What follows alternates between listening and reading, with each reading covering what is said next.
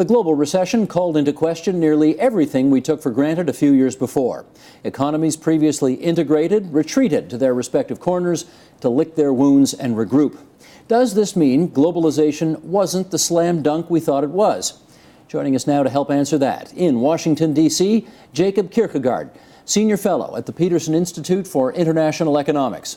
And with us back here in studio, Gus Van Harten, Professor of International Investment Law at the Osgoode Hall Law School. Waleed Hejazi, Professor of International Business at the Rotman School of Management at U of T, and Aaron Weir, economist with the United Steelworker Union's Canadian National Office. And it's good to have you three here. Jacob, nice to have you back on the line from D.C. with us. I want to start just to set up our discussion here by reading something that was in The Economist magazine just last month, and then we'll start chatting after that. Here we go. 5 years ago, President George W. Bush gathered the leaders of the largest rich and developing countries in Washington for the first summit of the G20. In the face of the worst financial crisis since the Great Depression, the leaders promised not to repeat that era's descent into economic isolationism, proclaiming their commitment to an open global economy and the rejection of protectionism. They succeeded only in part. Although they did not retreat into the extreme protectionism of the 1930s, the world economy has certainly become less open. After 2 decades in which people, capital, and goods were moving ever more freely across borders, the walls have been going up, albeit ones with gates. The Economist from last month. All right, this magazine clearly thinks, Jacob, I'll start with you first, clearly thinks that the more liberal the trade, the better. My question for you is liberalized trade always better than having trade barriers? Well, I mean, I think not necessarily. I mean, you know, The Economist mentions things like fully liberalized financial flows. And I think the crisis in 2008 was a very clear example that fully liberalized capital accounts and capital flows may not necessarily be a very good idea. But I think it's also very clear that fully liberalized trade between countries may not necessarily be a very good idea if all these countries do not have, shall we say, some kind of redistributive efforts going on internally. Because what trade agreements and liberalized trade always does, it always creates winners and losers. And if you don't have a domestic system in place in the countries participating in global trade, you actually end up aggravating things like income inequality, etc. But so by and large, I think free trade is good, but there are a few exceptions, and there are some requirements that participating governments need to keep in place. We'll pursue those notions as we go on in our discussion here tonight. Waleed, let me get you to weigh in on that bias that I think most people have brought to the discussion, which is open borders, fewer restrictions, fewer tariffs, always better. Yeah, the road to prosperity comes through open markets and enhanced competition. And there is a distinction between trade and capital flows, but certainly when it comes to international trade, what we've seen is that markets that tend to be more open to international trade have higher levels of income and more prosperity. But absolutely, there needs to be a mechanism in place to help those people who do not benefit from trade. And this is why it's absolutely important to build in a lag when these tariffs will actually be fully liberalized, to give people time to adjust to the new realities. In these kinds of things, what's a normal lag time? Well, often 5 to 7 years. Oh, okay. So before they're fully liberalized. Serious amount of time then. Absolutely. Okay. Gus, your view on this question? I think you have to break down trade agreements into their various components, because trade agreements are about a lot more than just imports and exports and goods. Over the last 20 years, the topics they cover has expanded quite dramatically. So when we talk about trade liberalization, are we talking about this classical idea of movements of goods across borders?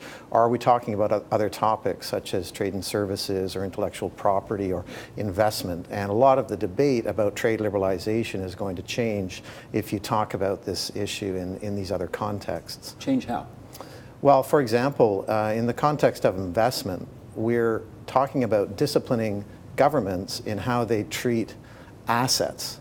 In other words, in how they regulate all kinds of economic activity within their territory. And that's quite different from just putting a tax, a tariff at the border on a good crossing here and there. It's really about almost everything that governments do that affect foreign asset ownership are subject to quite new and profound disciplines as a result of these agreements. Aaron, your view on this? Well, I think you'll find that the economic models which suggest that more trade is always good make some assumptions such as full employment and no mobility of capital. In the real world, where you do have unemployment and capital moves around, I think there are potentially some problems. By and large, I would agree that trade based on comparative advantage and innovation is a good thing and that we should welcome it. I do think, though, that sometimes trade is based on countries trying to gain an unfair competitive advantage by undercutting internationally recognized labor and environmental standards. That kind of trade can be a bit destructive. So I think we need to look at things carefully. Picking up on what Gus said a bit, I think we also need to distinguish between trade and free trade agreements. At least in the Canadian case, over the past decade, there's been a frenetic amount of trade negotiation, Canadian officials running around the world trying to sign as many trade deals as they can, but exports have actually declined from about 44% of gross domestic product back in 2000 to more like 30% today. So there is a difference between signing more trade deals and actually engaging in more trade. But I guess, let me just follow up with this. All three of these other gentlemen said, yes, but. We can't have the wild, wild west when it comes to free trade. There do have to be mechanisms in place to protect people who will not do so well as a result of those deals. I presume you're gratified to hear that, are you not?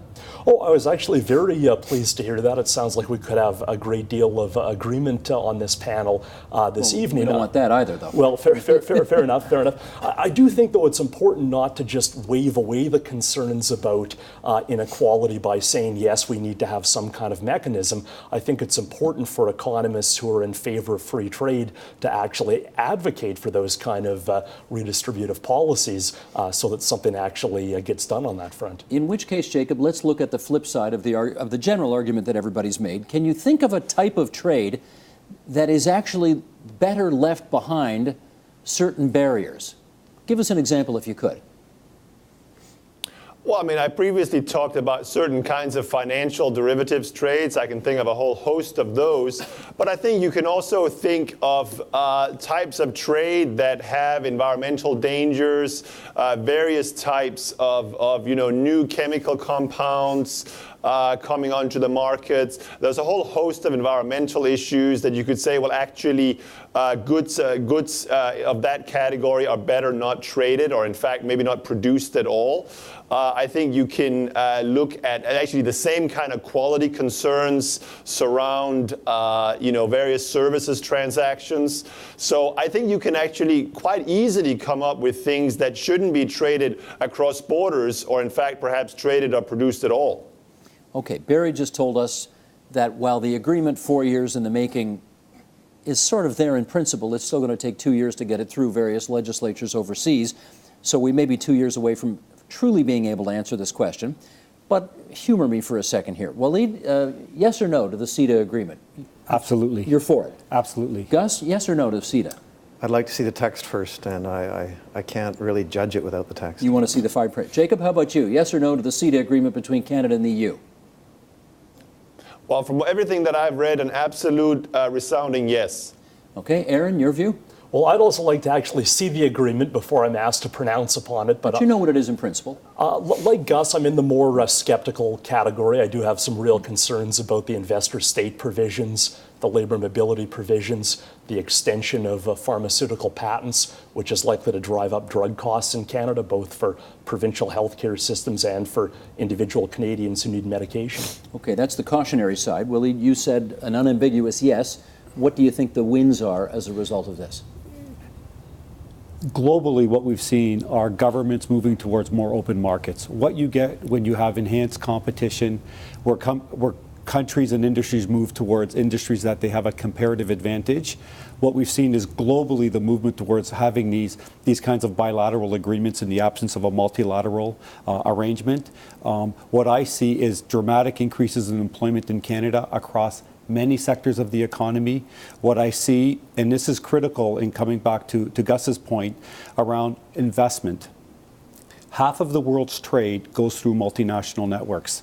One cannot think of international trade and foreign direct investment separately. They are one and the same. And similarly, when it comes to issues of pharmaceutical prices and protection for intellectual property, that's fundamental to international trade, where companies are able to recoup the costs associated with developing new products. So I think this agreement is very comprehensive. It should be seen as a model for agreements going forward, and I think there are just tremendous benefits to be had for Canada. Comprehensive, a model for others. I'd love to comment on the point about investment, because what the CETA is proposing to do is to track a quite, I even use the word radical, mechanism for protecting foreign investors from Canada and Europe and vice versa. I say radical because this is a process that's rarely been applied between developed countries. It has been applied between Canada and the United States under NAFTA, but that's really the only example, and it's quite an old example. To extend this to developed economies means you're essentially saying you lack confidence in the courts of countries that have some of the most reliable and independent and democratically accountable courts in the world, and you replace them with an arbitration mechanism that has a lot of flaws, has a lot of conflicts of interest that are coming to light, and has an almost explosive potential to affect how governments make decisions. It applies to legislative decisions. Even domestic court decisions have been challenged, for example, by Eli Lilly under NAFTA, where the Federal Court of Canada adopted an approach to patent law that Lilly didn't like. It skipped out of the Canadian court process after that, brought a claim under NAFTA in circumstances I don't think anyone really predicted 15 years ago, and which I would question in terms of any linkage to actually affecting investment flows. Okay, I can speak more if you like. Another angle on this that we hadn't discussed yet, but follow up with this. The binding dispute settlement mechanism that was a part of the original free trade agreement with the U.S. and then NAFTA after that. Do you think that's worked reasonably well over the years? You see, we have to differentiate state-to-state dispute settlement from investor-to-state dispute settlement. And state-to-state was very common. That's the format that's used to resolve trade disputes normally, and I think it's the appropriate way to go. It's investor-to-state arbitration that's controversial and provocative and quite different from other kinds of processes, and in fact, non-judicial in a way that even the state-to-state arbitration process is judicial because of certain components. Thank you for the clarification. Jacob, let me go back to you on this. We seem to be in more of a bilateral rather than multilateral world right now. The Government of Canada's predisposition seems to be signing various trade agreements with other countries or other entities, but the notion of a big multilateral arrangement, that seems like a tougher mountain to climb. Does that make business more complicated for the purposes of doing business? Well, I mean, I think that I think there is such a thing as competitive liberalization in the global economy, and I think while it is lamentable from a sort of optimal trade policy point of view that the Doha round did not actually materialize, I think we need to recognize that the Doha round, or the meaningful Doha round, has actually been dead for many years, because it's a number of years ago that the things that actually matter in bilateral trade agreements, things like investment, public procurement, services, etc., were actually taken out of the Doha round, the so-called, in trade jargon, the so-called Singapore issues. So it's not, in my opinion, very surprising that this has happened. So we're now left in a world where the advanced economies that really care about these things, like what we see in the CETA agreement, that they are basically going forward on a, shall we say, coalition of the willing, strategy by saying, look, we want to negotiate with countries that are willing to engage on the issues that matter to us, and those are unfortunately predominantly the advanced economies, and then eventually, maybe at some point, the large emerging markets will also be willing to engage on that. But the reality is that for countries like Canada or the European Union, just talking about tariffs, it really doesn't matter very much, or at least not if you can't agree to go to a zero manufacturing tariffs, which is also part of CETA, but which is very clearly not anything that could be discussed in a global Doha context. Aaron, do you think it's better for the labor movement to have vast multilateral arrangements made, like was attempted in the so-called Doha round, where if you like, the world came to the table? Or is it better for labor to have these kind of one-off agreements, our country and another country, our country and another trading bloc? Your view. Well, I remember being on an episode of this program in early 2010 entitled The Collapse of Global Trade.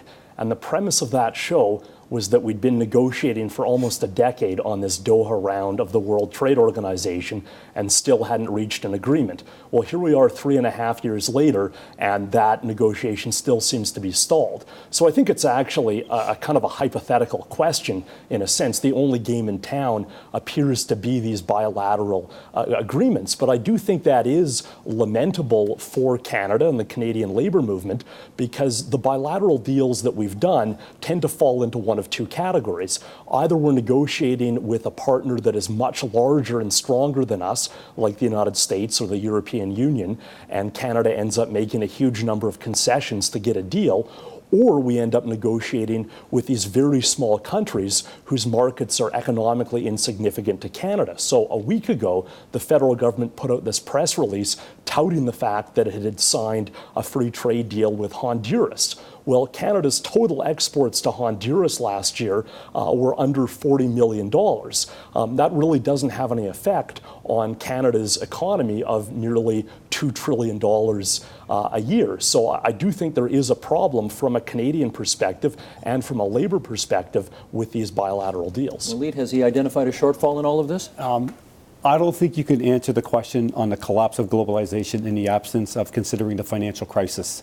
If you think about 1929, huge financial crisis and everything that led up to the Great Depression, one of the big factors that facilitated or really pushed that was protectionism, among other factors. I think it's a real success that in the midst of this financial crisis and all of the difficulty that we're seeing in Europe, that the Canadian government has been able to sign a trade agreement. I won't call it a free trade, a trade agreement with the European Union. And the other thing, and I think that's a big success, especially in this environment. But I think another piece that must be considered, 4 years ago, when this discussion first began about Canada-EU trade, we might have thought about it as a like to have.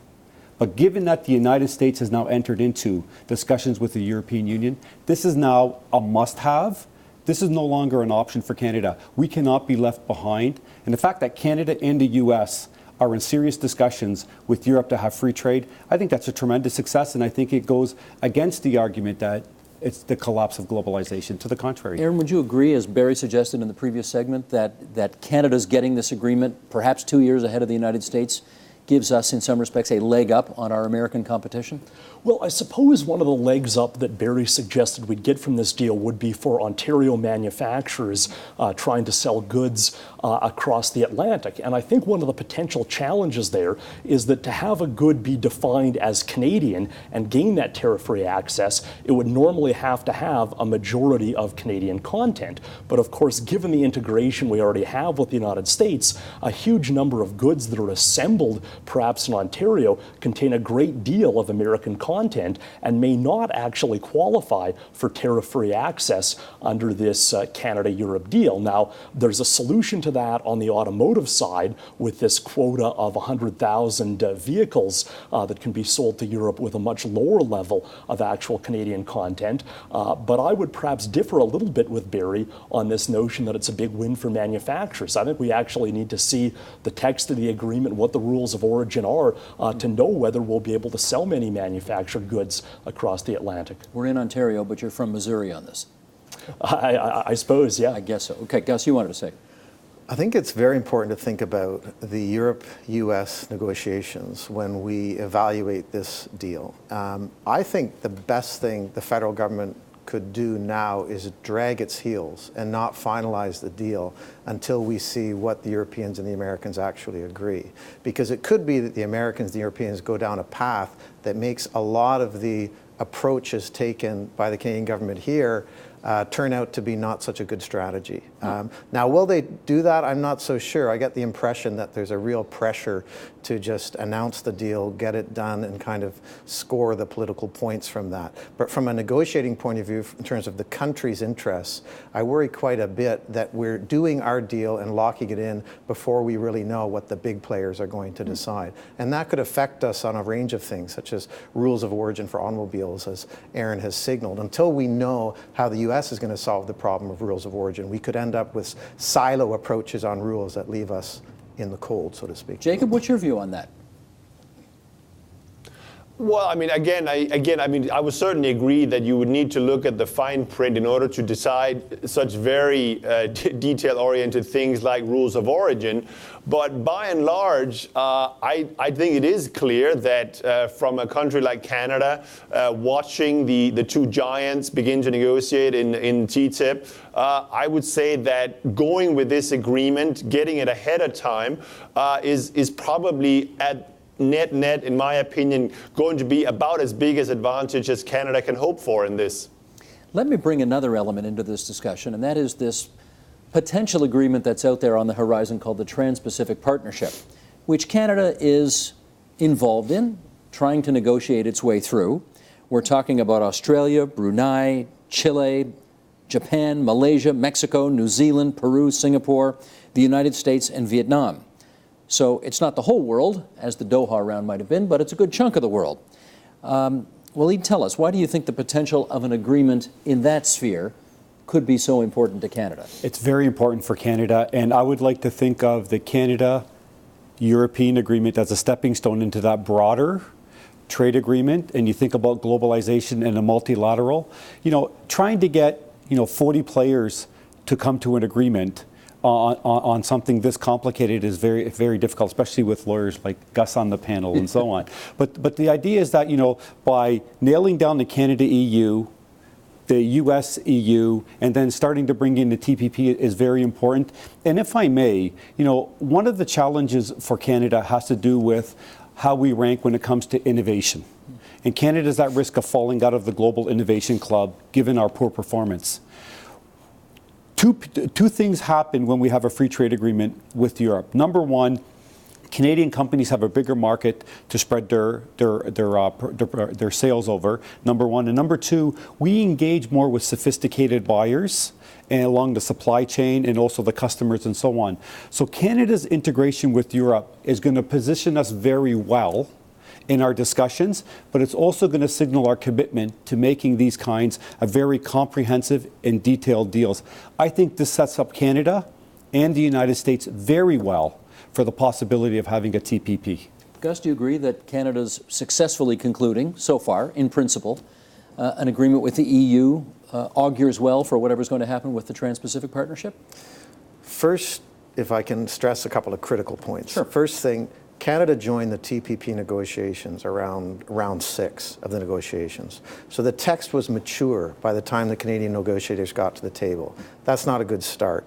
Further, why is that not a good start? Well, because Canada would have had no voice in the maturing of the text to that stage. Furthermore, when Canada joined, there would have been a period of time where the United States, which is really the driver of that negotiation, would have had an opportunity to put things into that text before the Canadians were really in the room if there was something in the Canada-US bilateral relationship that they wanted to address. I think the most important thing about the TPP is that the TPP is a US-driven initiative where the United States has picked and chosen the countries from Latin America and the Asian region that are thought to be more compliant and what the U.S. is looking for. So it's, I think, more of a, if we look at this politically, more of a divide and rule strategy to isolate some Latin American countries from others and to isolate some Asian countries from others, especially from China.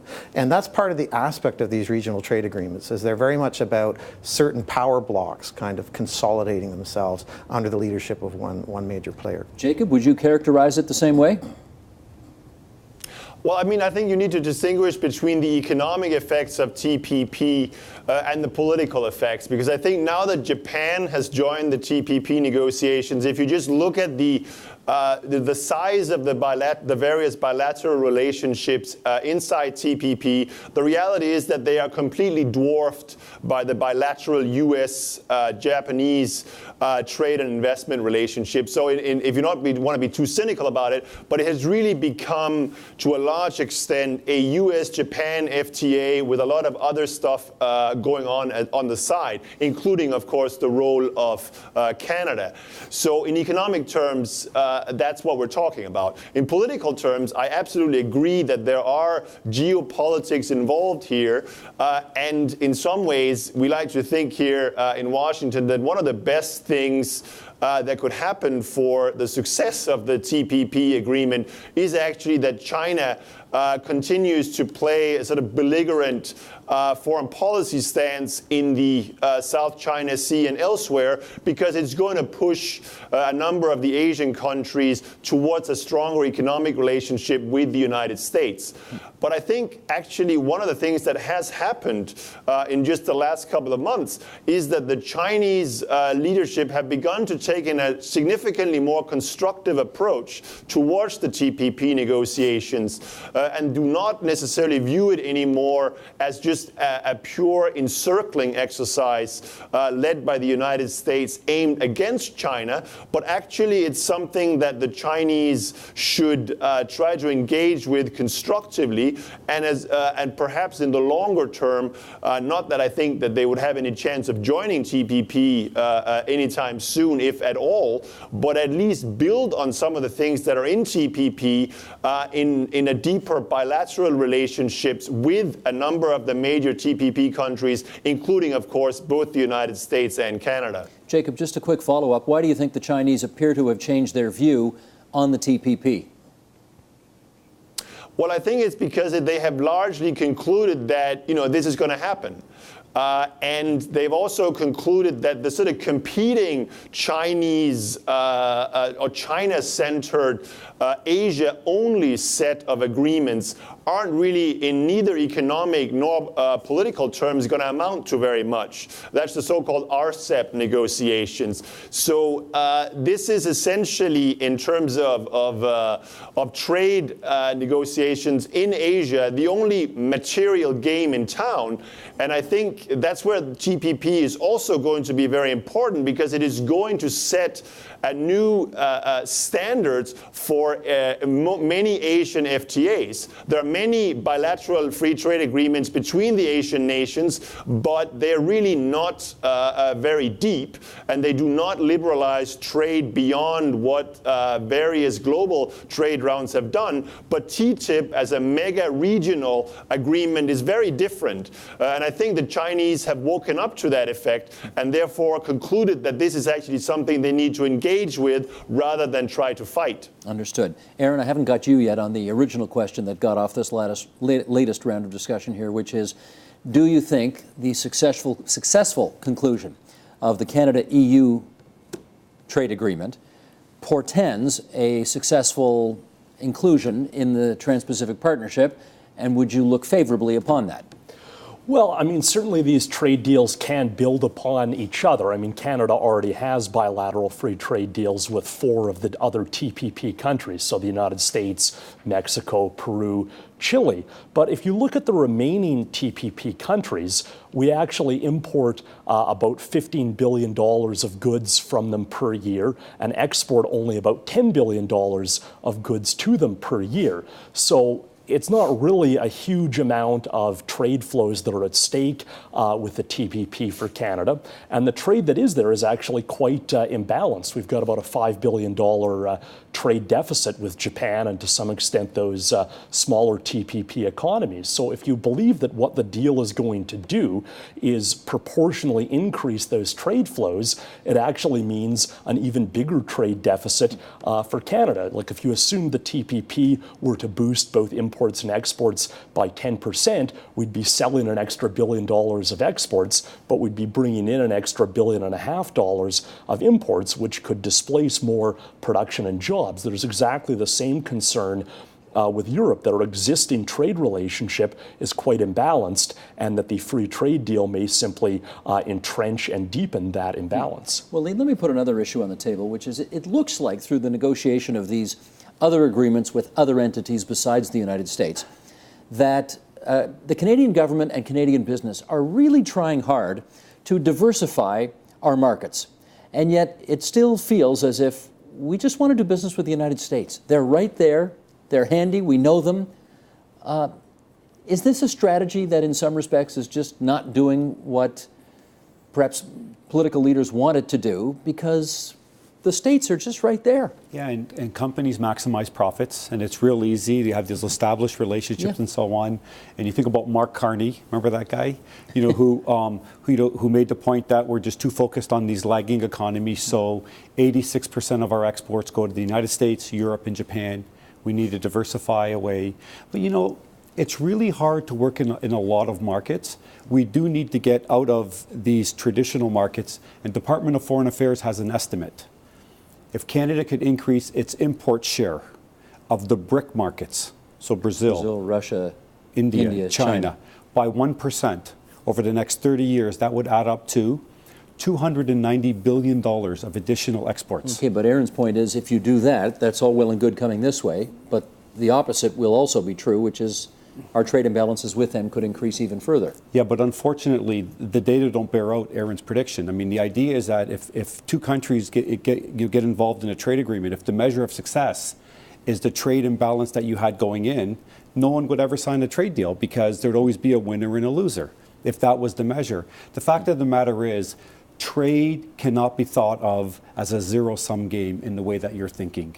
Trade has to be thought of as win-win, where there's mutual gains, and without being technical, there are the static gains from trade, there are the dynamic gains from trade, and when Canada engages in free trade with Europe or the TPP countries, both sides could win.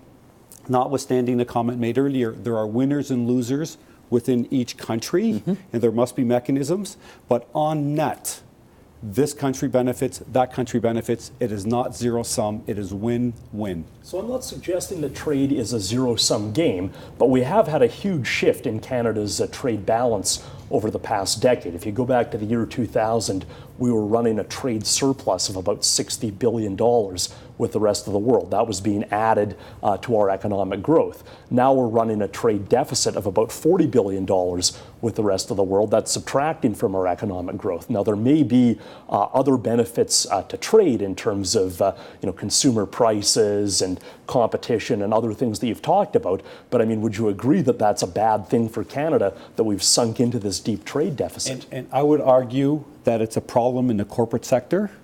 And a recent survey came out around Canada's innovation gap. And Canadians, when you have a low exchange rate and Canadians are exporting a lot simply because the exchange rate is low, that you cannot devalue yourself towards prosperity. When the exchange rate is low, you export a lot, but you're exporting low value. And when the Canadian dollar has risen to parity, what is incumbent upon Canadian companies is to become more innovative, to do more R&D, more branding, and export. So when you look at the change in our trade over the last decade, manufacturers drop, commodities rise, and Canadian companies need to be more innovative. And I will argue that the CETA will help us do that. But isn't one of the risks with the CETA that we're signing this deal at a time when the Canadian dollar is actually overvalued? We have to price our products at a very high price in the European market. Conversely, German manufacturers have this huge competitive advantage coming from the fact that their currency, the euro, has been depressed by all of this turmoil in Greece and other parts of the Eurozone. I mean, aren't we perhaps setting ourselves up for a much bigger trade deficit because of this imbalance in the exchange rate that's happening just as we're bringing in this free trade deal? Not at all. Same argument was made during the Canada-US free trade agreement when the Bank of Canada implemented zero inflation. The same argument was made that interest rates were driven up to drive up the exchange rate. And just look at the Canada-US experience. Right, we devalued our currency in the years following that deal, and that's why we were able to export so much to the States. You're proposing we do the same thing with respect to Europe now? I'm not proposing that at all. I'm arguing that The same argument was made in the lead up to the Canada-US Free Trade Agreement. It wasn't borne out in the data. The right strategy is not to devalue the currency. The right strategy is to have a strong currency to force Canadian companies to compete. Okay, I know you guys aren't going to agree on this. However, I think it's an empirical fact that, is that redundant to say that? I think it is a fact that when the Free Trade Agreement was signed, our dollar went to 66 cents US. And that's one of the reasons why trade went through the roof. I mean, that's true, isn't it? Absolutely. And if you look at at an empirical study, which I could share with you, Aaron, and you look at why did the Canadian dollar fall by 30% in that period, and much of it was driven by high levels of Canadian debt, high levels of inflation, and drops in commodity prices. And in fact, if you look from 2002, when the Canadian dollar hit its low, to when it went to parity in 2007, the reverse. Our inflation was well under control, our fiscal balance was better than anyone else in the G7, and commodity prices were up. So they're unrelated to the trade agreement. There are other factors. Okay, let me jump in here because we're down to our last few minutes and I want to put one more issue on the table. Gus, to you first. Should we be considering having working conditions a part of these future agreements that we may or may not sign? You mean protection of labor rights and so on? I think that's a gap in the whole structure going back 20 years.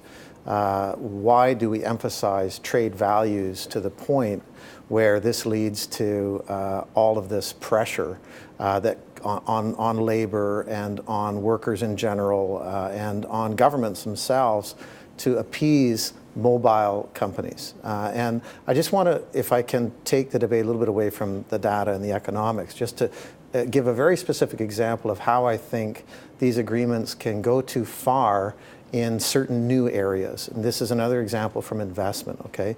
Under the investor state arbitration mechanisms or their trade deals, Philip Morris, the big tobacco company, has sued Australia and Uruguay for bringing in plain packaging requirements, a public health measure on cigarette packages. And they've sued for large amounts of money. It's going to drag these governments through quite tedious litigation. And for what reason? On what justification? Because we want to attract more investment from tobacco companies in the world? Is that something that we really think helps the public welfare to kind of make conditions easier to spread what is in a sense an addictive poison and frustrate the ability of governments to introduce strong public health measures? I don't want to say that that takes over the whole debate, but I think there are these kind of perversities that reveal that the trade deals are not being thought out in some of these new areas in the way that they need to be. Jacob, let me get your take on whether working conditions or labor standards ought to be part of these agreements going forward? Well, I think that in many ways, when you're talking about agreements between advanced economies, I have to say I don't actually think that it's such an issue. But it's obvious that if you're negotiating free trade agreements with, say Bangladesh, textiles, etc., I think you do want to have some safeguards there. But I think at the same time, it's very dangerous to assume that trade is a particular driver of broader income inequality in advanced economies, because if you look at it, it actually turns out that income inequality is rising within all occupations, both whether they're in tradable sectors or non-tradable sectors. So we shouldn't believe that just because we go very aggressively on labor protection clauses in free trade agreements with developing countries that we're going to make any kind of dent in rising income inequality in the advanced economies. The data simply doesn't support that. Waleed, is that a problem for your side of the argument insofar as many people probably thought that increased globalization and much more liberalized trade would mean less income inequality? We have far more today. Yeah, but there are two competing hypotheses as to what drives the increase in income inequality.